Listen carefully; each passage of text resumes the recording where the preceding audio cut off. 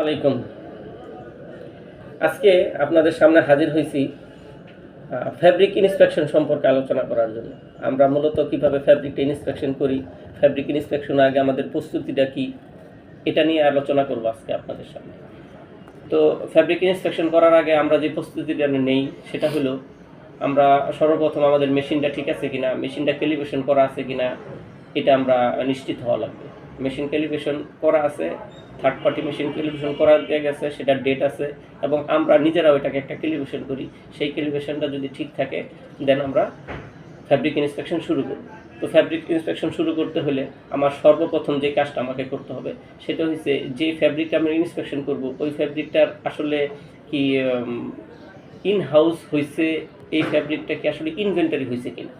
যদি ইনভেন্টারি হয় দেন আমি আমার ওই ইনভেন্টারি হয়ে গেলে আমি কি করব, মার্চেন্ডাইজারের কাছ থেকে আমি এটার এগেনস্টে প্যাকিং লিস্ট নিব, তারপরে অ্যাপ্রুভ সোয়াচ কার্ডটা নিব, তারপরে অর্ডার শিটটা নিব। এগুলো আমি মার্চেন্ডাইজারের কাছ থেকে কালেক্ট করব এবং এই যে ফ্যাব্রিকটা আমি ইন্সপেকশন করতেছি, যেই সাপ্লায়ার এই ফ্যাব্রিকটা আমাকে দিছে বা আমি তার কাছ থেকে আনছি, সে এই ফ্যাব্রিকটা ইন্সপেকশন করছে কিনা, সেই ইন্সপেকশন রেজাল্টটা কি, সেই ইন্সপেকশন রিপোর্টটা কি, সেই রিপোর্টটা আমি এক নজর দেখব। কেন দেখব?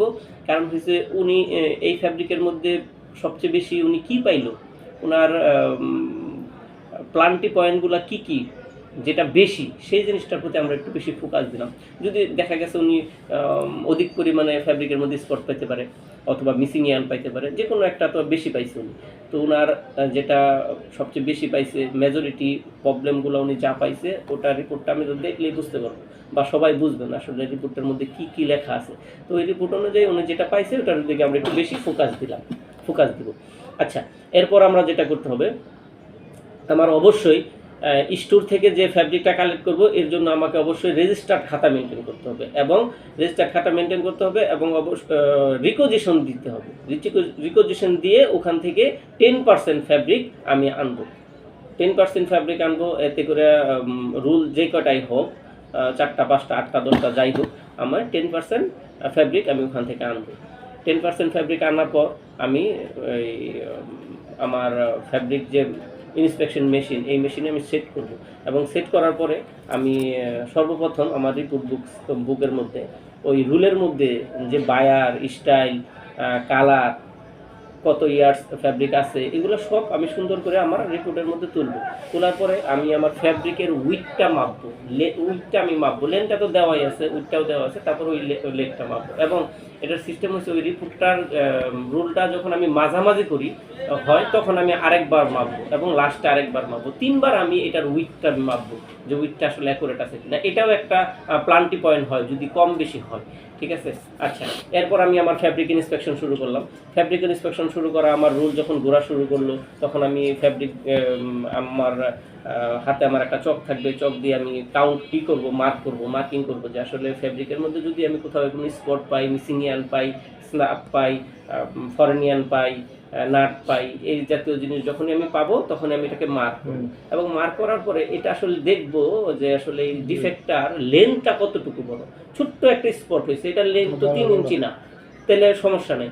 বাট যদি 3 ইঞ্চি পরিমাণ হয়, অর্থাৎ 0 থেকে 3 ইঞ্চি পরিমাণ হয়, তাহলে এটা হয়ে যাবে আমার 1 পয়েন্ট।